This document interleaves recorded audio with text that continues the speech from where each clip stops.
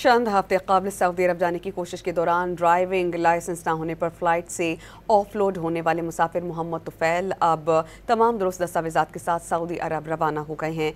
Social media platform x पर अपने बयान में वज़ीर दाखिला मोहसिन नकवी ने अल्लाह का शुक्र अदा करते हुए बताया कि मोहम्मद तुफैल अब तमाम ज़रूरी दस्तावेज़ात बशमूल ड्राइविंग लाइसेंस के साथ सऊदी अरब रवाना हो गए हैं। वाज़ेह रहे कि चंद रोज़ कबल ऑफलोड होने वाला मुसाफिर सऊदी अरब रवाना कर दिया गया है। वाज़ेह रहे कि मुसाफिर को ड्राइविंग लाइसेंस ना होने पर ऑफलोड किया गया था। तुफैल की दुरुस्त दस्तावेज़ात पर रवानगी पर मोहसिन नकवी का स्टेटमेंट सामने आया है। मेरा नाम मोहम्मद तुफैल है।